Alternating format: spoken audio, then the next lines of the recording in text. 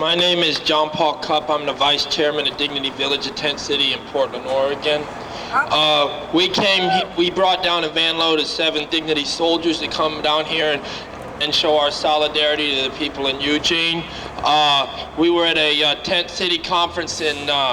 Santa Cruz this past summer, where we met with 8 different tent cities. And aside from that, we are linking up with tent cities in Japan and a tent city in Toronto and a squatter movement in British Columbia.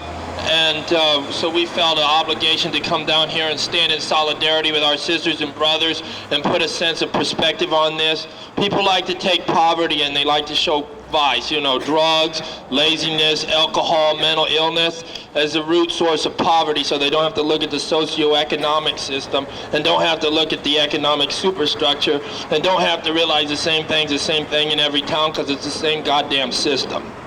All right, so we came down here because to add what little bit of kind of honed skills we've gotten from the battle, little technical things, site selection, research, infrastructure work, details like that, to come down, help up, link up, because not too long ago we had people help us when we had no reason, and kind of bring this thing further. Dignity Village is a good concept, a good tent city, but it only serves 60. We kind of had to make an accommodationist deal with the city to survive, and you know, we're talking not just 60, but 6,000 there, and we're talking the homeless here, homeless there, taking the movement further and further and further for progressive social change, linking up tent cities up and down the West Coast. So I look forward to hearing what's going on with Traveler and Kai and the people down here holding it down. Eugene's always got a political tradition of awareness and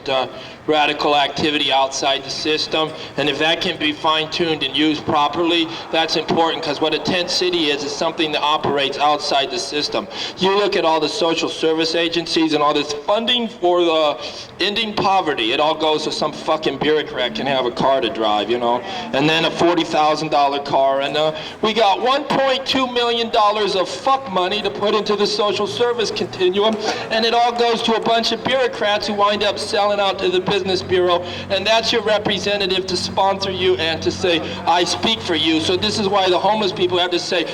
I speak for me and nobody else speaks for me. And so I like to say I stand in solidarity with the people in Eugene, and I'm proud to represent Dignity Village because it brought 7 soldiers down here to do the same.